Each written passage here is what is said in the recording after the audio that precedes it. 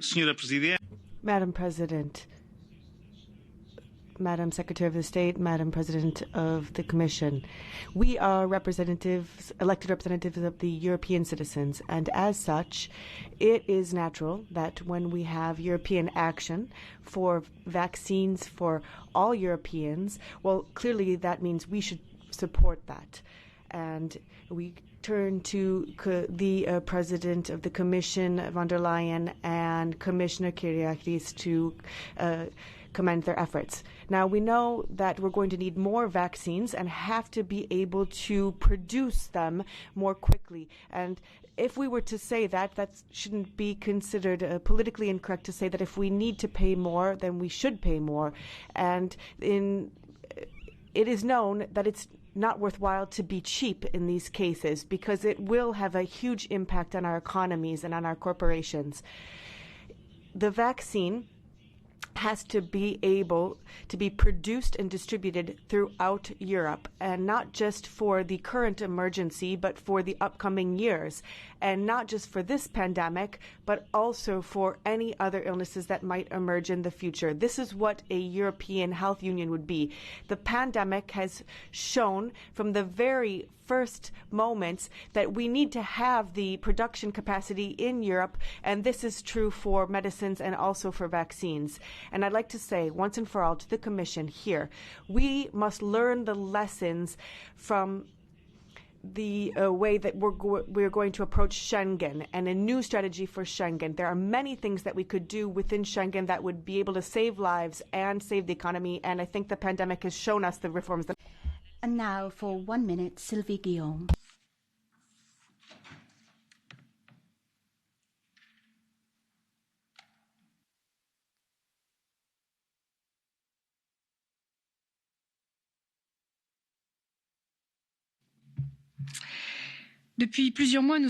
For several months now, all of us are very much involved in the fight against the coronavirus. But there are still problems. I share a lot of the demands of my colleagues, but there are two elements I would like to add. When it comes to the idea of European health independence and autonomy, we have this idea of the European Health Union, but it's still at the stage of an idea. But of course, we have seen that if we really want to overcome some of the national oppositions, we have to strengthen it, i.e. by strengthening its role and the financing. The relations with the big pharma companies has to be reviewed. It is unacceptable to have to sit back and watch the image of these laboratories with their actions. Our societies are faced with excess death rates and around the world, and we have seen that the companies are only interested in their profits and dividends like Sanofi, and obviously this is just not acceptable. The European Parliament obviously is going to keep an eye on this. Thank you. For 1 minute, Billy Kelleher.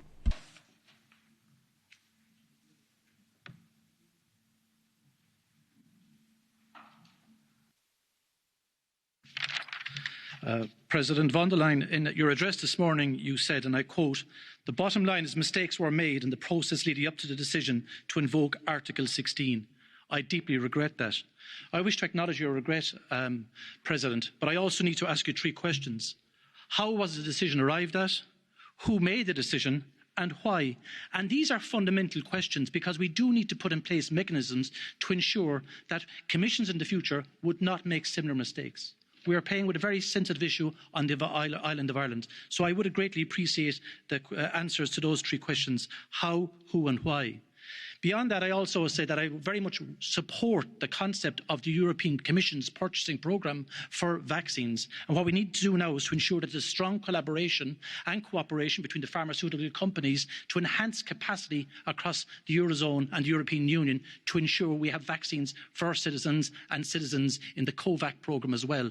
And we also need to ensure that the authorisation programme is fast and effective and efficient, and that it cooperates with other international bodies in terms of assessing the efficacy of vaccines. Thank you very much. Thank you. For 1 minute, Grace O'Sullivan.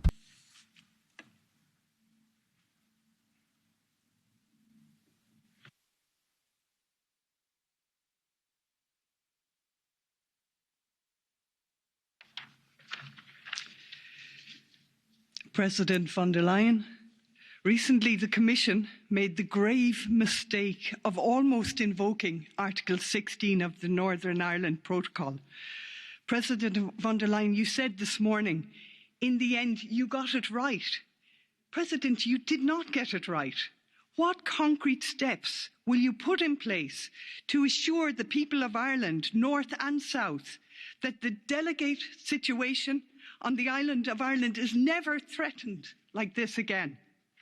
Yesterday, Ombudsman Emily O'Reilly's inquiry revealed alarming resource and information gaps in the European Centre for Disease Prevention and Control in the crucial early weeks of the crisis. President, can you assure us the ECDC and similar agencies will be properly resourced? Can you now guarantee us action and transparency in the distribution of vaccines, not just throughout Europe, but to the far reaches of the developing world? As we all say, no one is safe until everyone is safe. Thank you. Thank you. For a minute and a half, Monica Hohlmeier.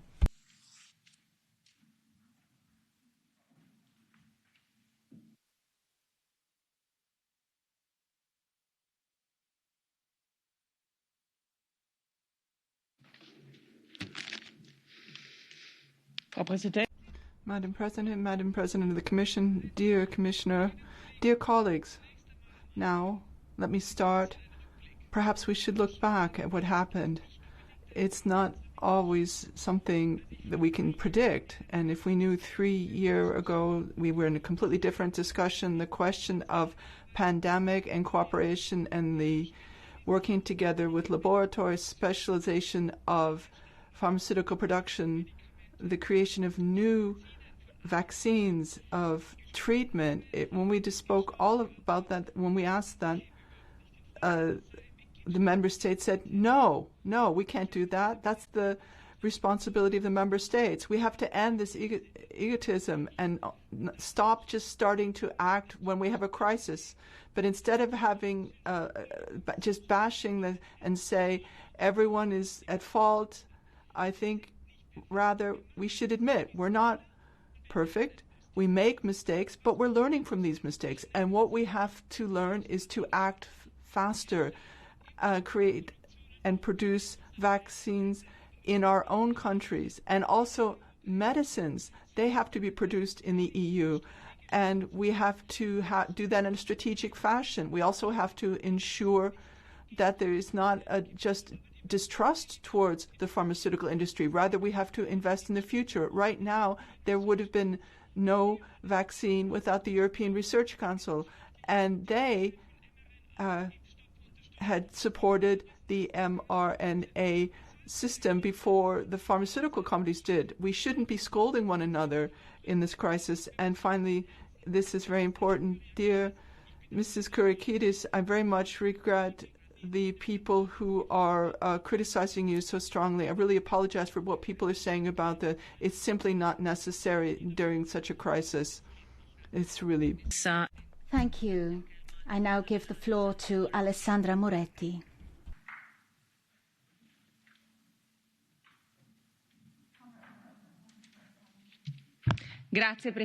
Thank you, President.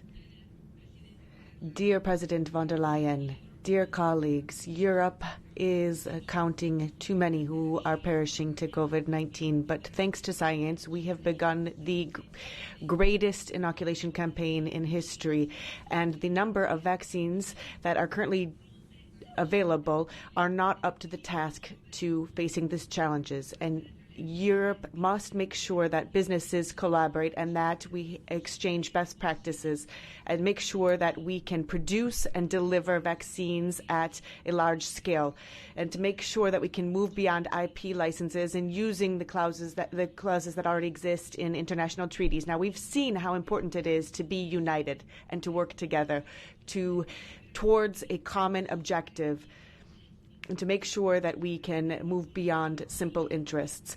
Taking the vaccines and pharmacological products and making them available as quickly as possible. This is a moral duty that comes down to all of us. We do not have any time to lose. The virus is mutating and it is circulating around us and it is killing too many people. And I have a lot of faith in you, Madam President. I am sure that together we will be able to rise to this challenge. Time miss lil Sophie Intervelt. For 1 minute, Sophie Intervelt.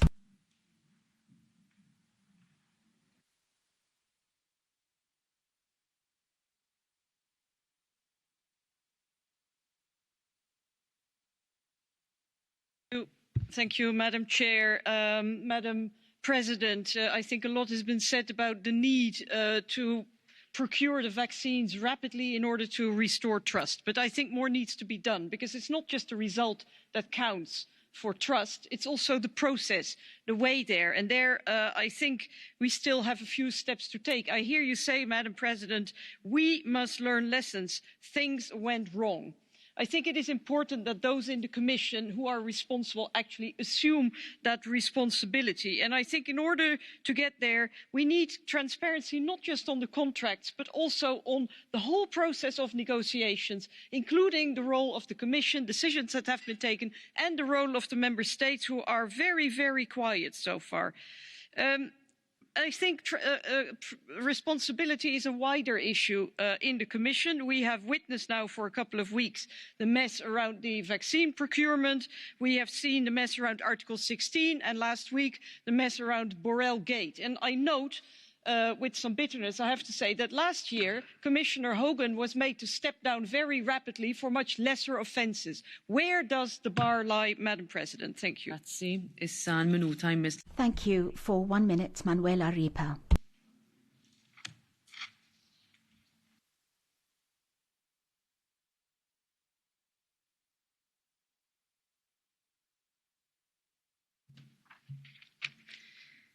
Sehr geehrte Madam President von der Leyen, other than at the first lockdown, when Europe acted together, we learned from our mistakes. However, the success never ended. However, this time, it's not the member states, but it's also the greedy enterprises at fault. And that's even though the EU has been giving billions for research. But I think this is really demonstrating the weakness of the systems. We're talking about this common good, health. It's more important than profit. And then I sent an official question to you, which I'm going to repeat. What would happen if the pandemic did not run according to maximizing profit, but rather just common benefit? What if we were just looking at the well-being of our community? And I think this is going to be a césure, and this has to be in the area of health as well. We have to end the profit making in the health sector. Rather, we have to work together to have common prosperity in fighting this. Thank you. Adam Yarubas for 1.5 minutes. Yes, thank you. The whole issue of vaccines, vaccination, it was a question of life and death. But obviously the economy, holding up companies, families, that's also vital. And the strategy we have in the Commission is the only way that we have in order to be able to return to free movement of people, goods and services. Obviously, we need to guarantee immunity resilience at the level of the European Union, and we're going to have to overcome the epidemic, COVID, within the European Union, but in neighbouring countries as well, the UK, in Africa, elsewhere around the world. When it comes to negotiating preferential prices, then obviously it wouldn't have been easy for the member states. They wouldn't have been able to get hold of these vaccines as quickly. But obviously we have to try and guarantee medical sovereignty, health sovereignty. This is an unprecedented crisis, that of COVID-19, and we have to increase our potential within the European Union and ensure that we're not having to depend so much on others. The contracts have to be honoured, and the Commission can not have to pay for the mistakes made by these pharmaceutical companies. The very large number of victims in the European Union, well, obviously, we also have to take a look at the whole issue of patents as well. There are certain obligations that have to be met, and if they aren't, then we have to look for partners who will help us in order to overcome this. The Commission and the Member States are going to have to obviously try and further... Thank you. For 1 minute, Christel Schaldemose. We can't expect to get through this pandemic without any mistakes. It is the biggest crisis that the EU cooperation model has faced ever, and it's also the biggest crisis on our continent since the Second World War. And I don't expect perfection from the Commission. However, I do expect openness and transparency, and we haven't had that until now. When the Commission holds its cards too closely, then it's not just a problem with credibility, but it's also the support for the entire EU vaccination strategy, and that can have results. We have a delay in getting the vaccines, and of course, that delays opening up our society. But we haven't really gotten the clear answer as to where things have gone wrong. We've heard more, but we have to learn from this in order to correct these mistakes. We have to have more vaccines as fast as possible, and our citizens are suffering. So we have to open up the system so we can improve the strategy, create confidence, and get Europe through this crisis safely. Ilhan Kyuchuk.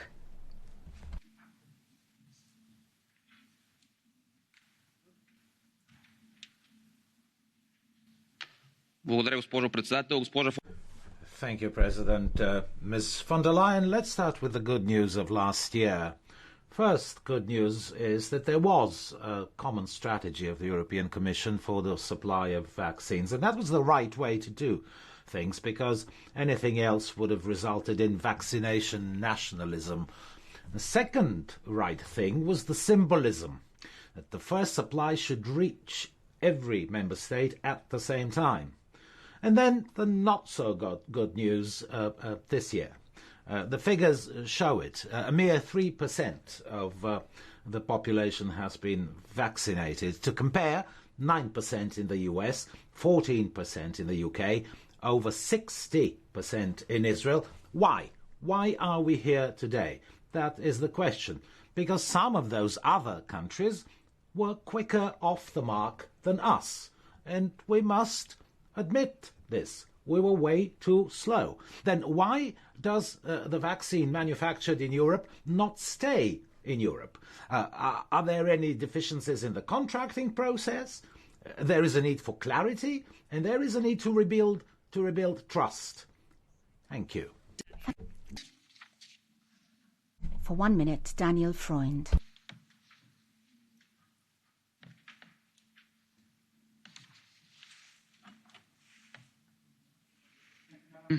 Thank you, Mr. President. Dear colleagues, dear Ms. von der Leyen, why can we still not see the contracts? So far, it was always said it's because the pharmaceutical companies do not agree, even though I don't really understand how the scrutiny of the European Parliament, of the Commission, is somehow conditional on the agreement by pharmaceutical companies.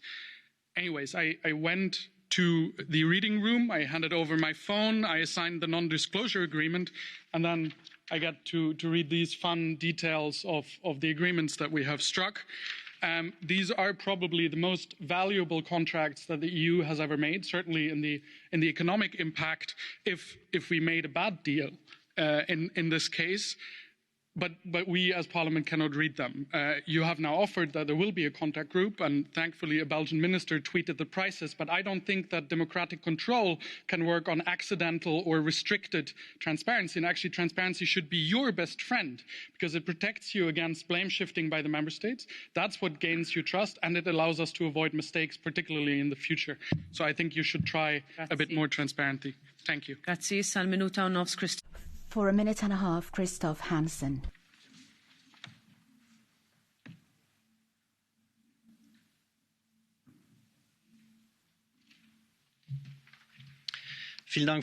Thank you very much, Madam Chair. Madam Commissioner, at the very beginning, let me thank you for your honesty. Not all politicians have the capacity to admit that they've made a mistake and then learn from their mistakes.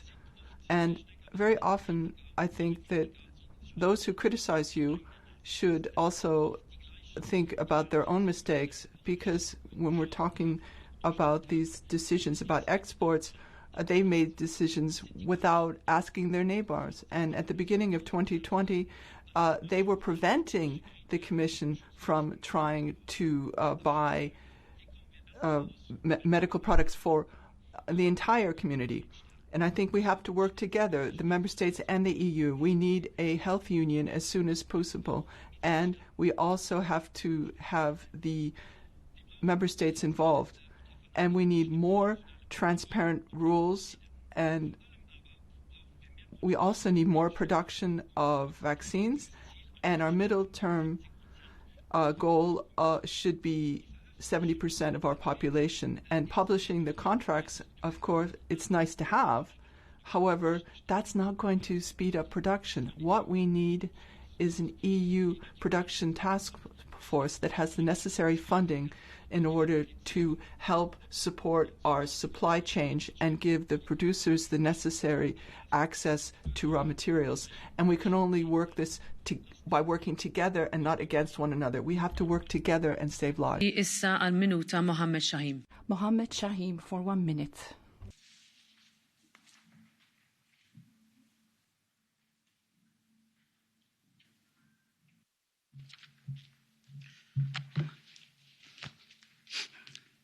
Dank u, voorzitter. Het is simpel. Thank you, President. It's quite simple. We would like to produce a greater number of doses in a short time span. That will require cooperation, collaboration with the pharmaceutical industry. We must share the licenses with other producers such that we can produce enough vaccines for all. If the corporations do not want to give us the information and the licenses, we must intervene to make them do that. We cannot allow the pharmaceutical industry to prevent us from conquering the virus. These vaccines were developed with public's money. This is clear to all of us, and therefore it is clear that we have a right to have a say. And we should be able to produce throughout various sites around Europe. And we have the legal instruments to make sure that this is done. We have that, and it was stipulated for circumstances much like this. We must use this in this crisis. And if we don't do it now, when will we? Thank you. Next is Elsi Katainen for 1 minute. Thank you very much, Madam President. Madam President of the Commission, it is important that we have these very thorough discussions today, because there's a lot of disappointment concerning the vaccinations, also a lot of expectations as well.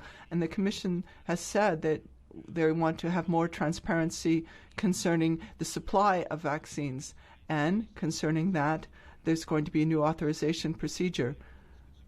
Have you seen some results already? And when can we have more transparency concerning that? Concerning both deliveries and purchasing. And I think, of course, we're worried about the variations and mutations of the virus, and how are we going to have a second round of vaccine development. And we have to, I don't think we're going to achieve herd immunity, even if we were to have the vaccination rate at 70%. I think there's some very promising vaccines which could be in a nasal spray, so it's important that.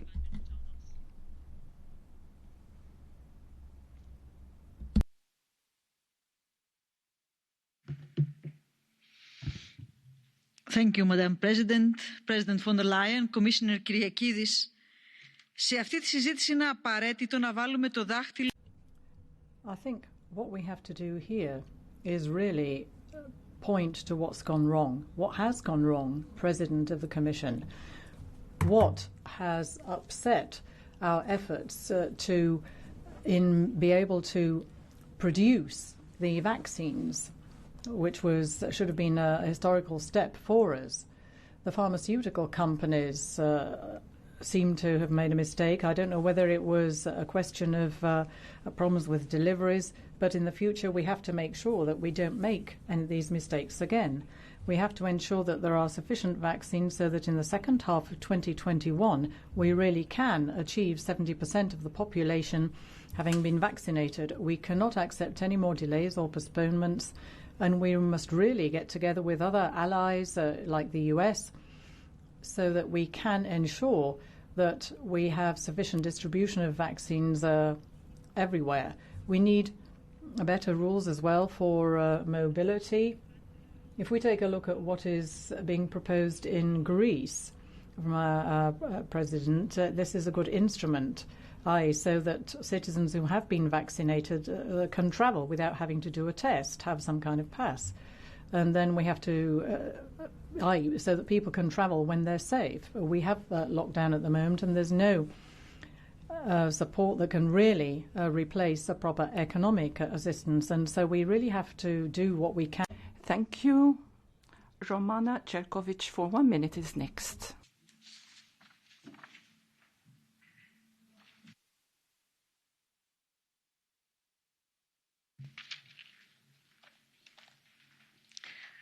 Hvala lijepo. Thank you very much.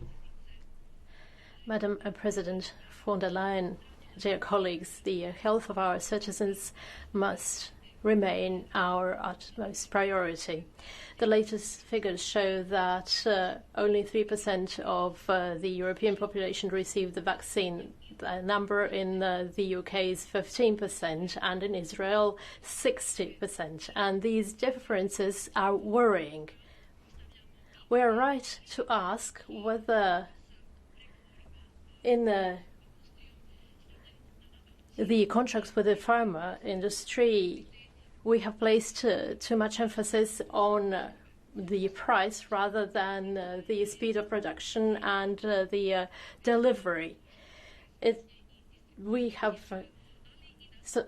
We have underestimated the challenges concerning the difficulties in production, but we have also overestimated the industry's promises. The right to profit of pharma companies cannot be greater than the right to health. So we have to examine all options, like using the other capacities of other producers. Thank you. Next is Claudia Gamon for 1 minute.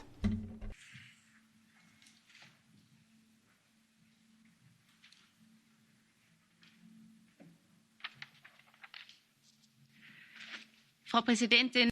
President von der Leyen, you are quite right. It was correct and important for the European Union, the Commission, to purchase these vaccines. But if we take a look at the cooperation between the Commission and the Member States, we see that has not passed the stress test today. And tomorrow's European Union cannot fail that test. We need a union that can act together and not a union where everybody each member state is asking what they should be doing. So we have to try and avoid unnecessary red tape in the authorization process, especially looking ahead to the variants and mutations, which are going to obviously be important in the future. And we have to look at capabilities, capacities of production and improve those. The European vaccination program has to be the legal act of our generation. So, however long it takes, a day and night, whoever needs the vaccination should get one. Thank you. Radan Kanev for 1.5 minutes is next.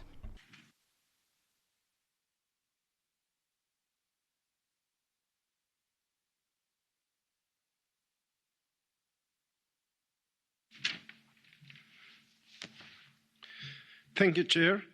Dear Madam President, colleagues, we declared vaccination a common cause, a common European solution to both health and economic crisis.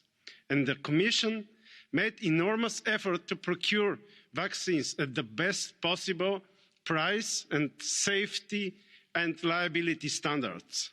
Yet, success came at a price, a delay of the vaccination process itself. I hope vaccine shortage will be behind us quite soon. And still, we face two major problems. One is the mass reluctance of the people to vaccinate, and another is the staggering gap in the pace of vaccination campaigns in the different countries, where countries with completely different standards, like Bulgaria and Netherlands, are both lingering behind due to mismanagement of the crisis. Therefore, I call on the Commission to launch a pan-European campaign against disinformation, but also to actively intervene where national authorities fail to procure vaccines to their citizens. Some might argue it's national competence. I would answer, if it's a common cause, if it's a common fight, if we shall leave no one behind, then we should not leave behind those already left behind by their governments. Thank you. Grazie. Thank you. Next is Patrizia Toia for 1 minute. Va dato l'Europa per la ricerca dei Europe for research in vaccines, and what we can see is that this has been a great success. Now, the vaccine is a good for all Europeans, but it's also been a global effort. Now, there have been problems with production, and that means that we need to focus our efforts.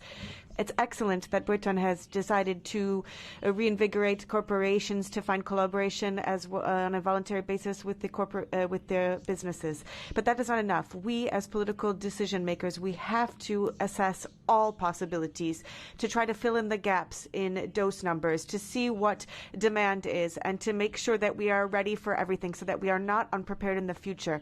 Therefore, we have to look at the possibility for a freeing up of licenses. Now, I understand the problems there, but it would mean that we could produce by other corporations by using the licenses that are needed. This would open up new industrial sectors, and it would mean that we would have strategic autonomy in a crucial sector, which is the pharmaceutical and health industry. Thank you. Thank you. Karen Carlsbro is next for 1 minute.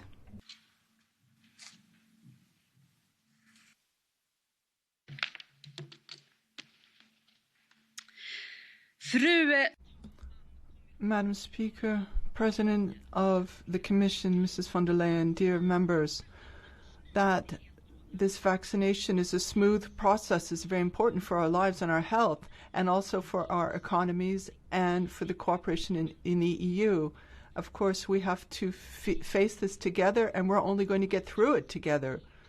And the EU's influence on health policy is limited, but thanks to the EU, we were able to procure the vaccines together to ensure that they be available to everyone, to all citizens, not just the citizens of the largest and the wealthiest countries. But the vaccination process is too slow. The most vulnerable are really feeling the greatest effect. That's unacceptable. We need answers. We want to know why it took so long to get these contracts. We need transparency, so we need a principle of public access to documents. And I'd like to know how Madam Commissioner would like to do this. Thank you.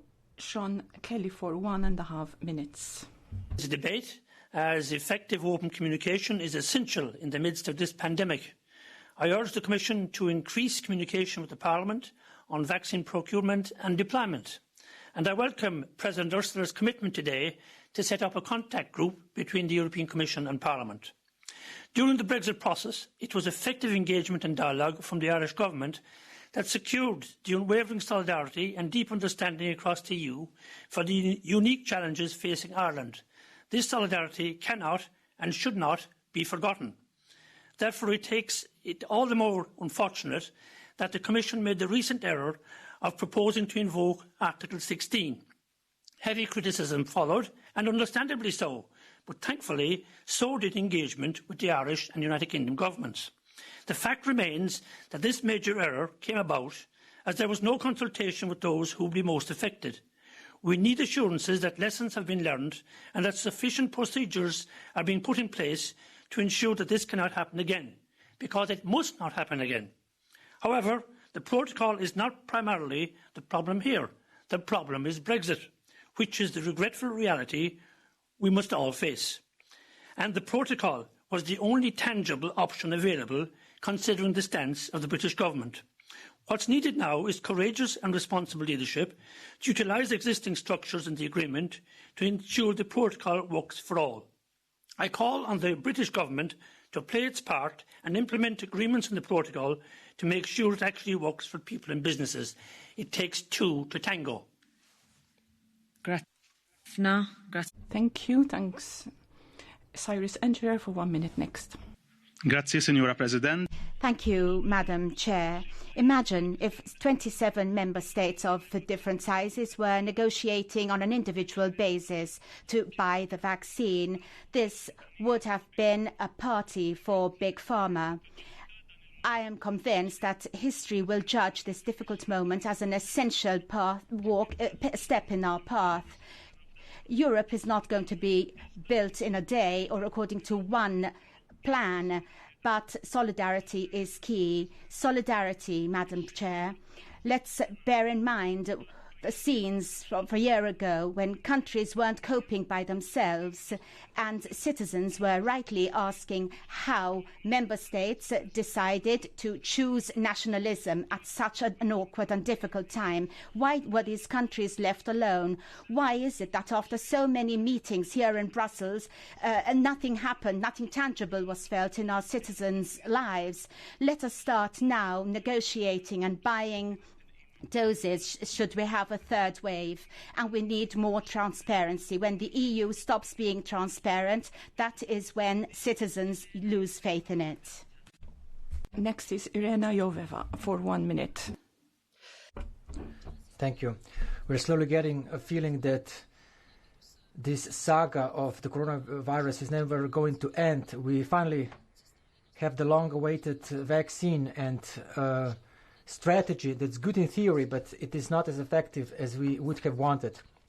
The Commission has opted for common European ordering of vaccines, and this was good, and we were filled with optimism and satisfaction. But this is now waning because when contracts were concluded, mistakes were made, and this is not the only reason for problems now. Maybe a bigger problem, the most important problem, is lack of transparency. If we are still continuing with secrecy and loose explanations, we'll completely lose citizens' trust, and this can then have negative influences on their decision to get vaccinated, and also as to how we can overcome the pandemic, which is our final goal. And this is why the Commission has to take responsibility, and you have to give the European citizens all the information about the vaccines, and this can then mean that we'll no longer have any confusion and doubts. Thank you. Massimiliano Salini for 1 minute and a half. Grazie. Thank you, President. At times, we have to just remind ourselves during the discussion that we're currently undertaking how serious it really is, the situation, the tragedy that we are facing, and the gravity of the political decisions that we have to make. And since the 90s, we have not faced any type of a recession or pandemic of this type with all of these who have died.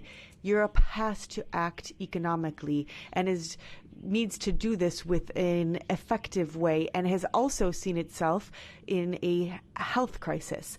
Yes, mistakes were made, and we can understand. And as an Italian, I would say, we were told we would get some 300 million doses of the vaccine. Now, that would not have been possible without the EU. And some 2.3 billion doses have been reserved by the EU for the whole Union. The mistakes have to be corrected, no doubt. But as individual member states, we would never have been able to give this type of hope to our citizens. Now, the pace at which supply is being rolled out is not enough. So 4% of jabs in the arms of citizens, it's not enough. But we have to make sure that the member states have plans in place that are going to be effective, that we get rid of the bottlenecks in terms of those who are working in the healthcare profession, and that information is clear. But the path is the right one, and we can say that thanks to the European Union, even with a tragedy of this gravity, we have a. Thank you. Robert Heisel for 1 minute next.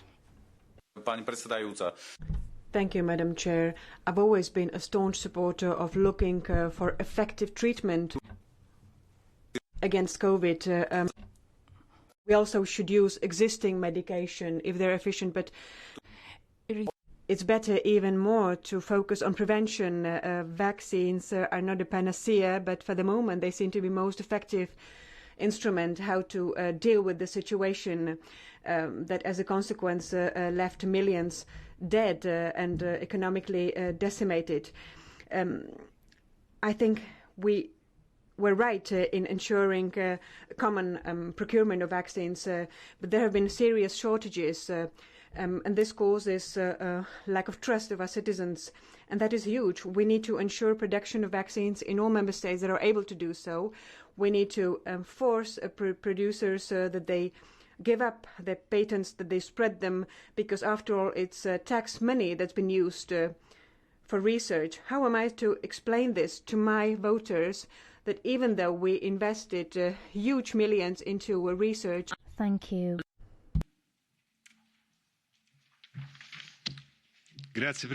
Thank you, President. President of the Commission.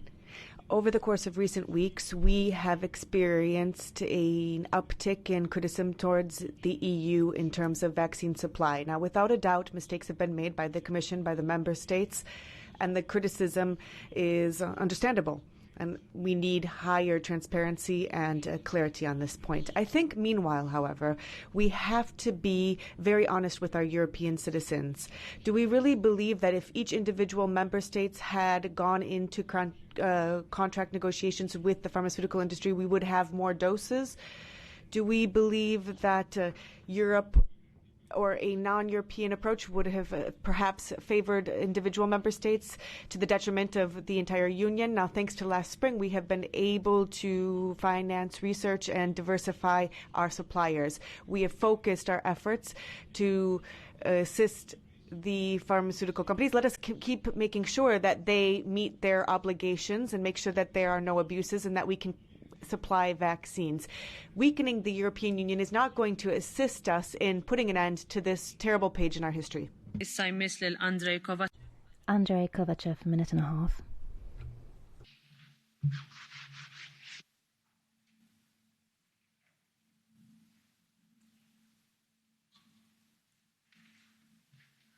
Thank you, Madam Chair. Frau Präsidentin. It's very clear that the re-establishment of the social and economic life in the Union is our main task.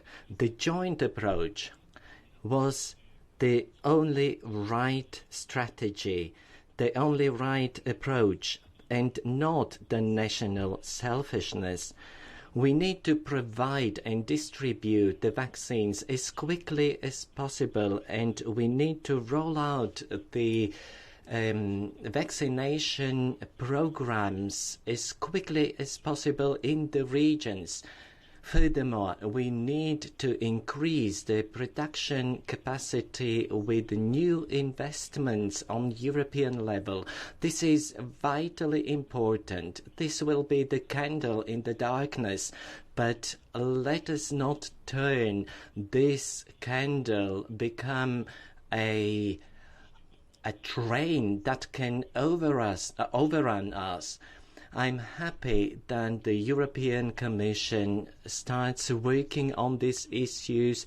We need to be prepared for all eventualities. We need to think of the re-establishing of the social and economic life. This is what the European citizens expect from us. This is what we are called upon to do.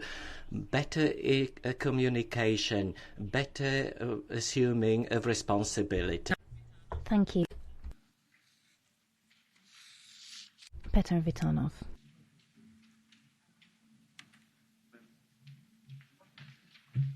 Thank you, Chair, Madam President. Като представител на една... As Coming from one of the poorest member states of the Union, Bulgaria, I should like to emphasize that the Commission's common approach was an act of the highest solidarity, because smaller and poorer countries like mine have been allowed access to vaccines that otherwise they could never have negotiated on their own. And I also welcome yesterday's new deal with a new pharmaceutical company. But let us not forget that we have always, ever since last summer, insisted on transparency, because the lack of transparency is the rich soil for the proliferation of conspiracy theories. And I have 3 questions to you, Ms. von der Leyen. First, what measures are you, the Commission, going to take to ensure timely supplies from the manufacturers? 2, how are you going to encourage or sanction, indeed, member states who are lagging significantly behind in the vaccination campaign? And thirdly, are you going to launch an all-European communication campaign to fight mistrust? Thank you. Benoit Lutgen, a minute and a half.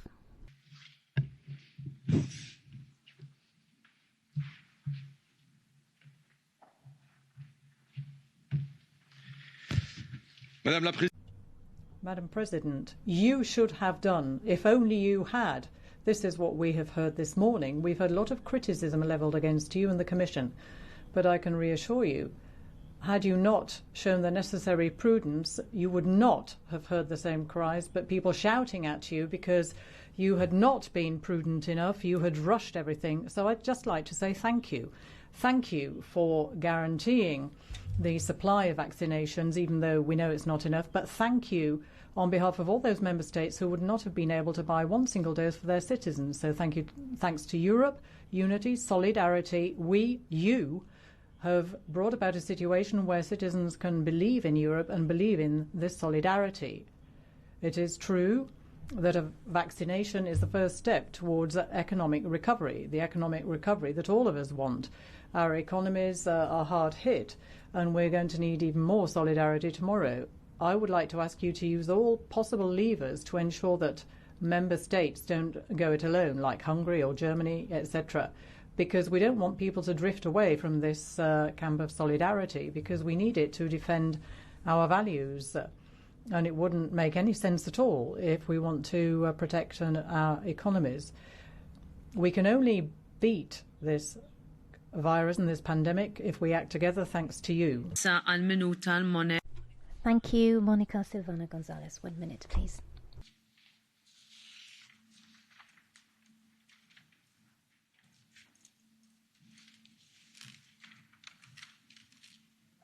Gracias. Thank you. President von der Leyen, if the vaccine is going to be a global public good, that means it has to reach developing countries. And it's excellent news that COVAX will be delivering its first vaccines at the end of this month, and that the EU is going to be donating vaccines via Team Europe. But the challenge is much greater. Now, Europe hopes to hit the 70% mark of the population by this summer, but the other 145 countries that are part of COVAX will only be able to meet the 3.3% mark of their population, according to the vaccination plan. Now, this opens a huge inequality gap that just adds insult to injury. And if we would like to be able to have a good strategy, considering the geopolitical situation with China and Russia, that what they're doing in Latin America and Africa, we have to do the following things. We need a pledging summit as quickly as possible to make sure that the producers also give their licenses in an obligatory fashion for developing countries, and that the EU can promote consensus in the 10th of March at the WTO, and to be able to make the rights more. Thank you. Michaela Sojdrova, 1.5 minutes.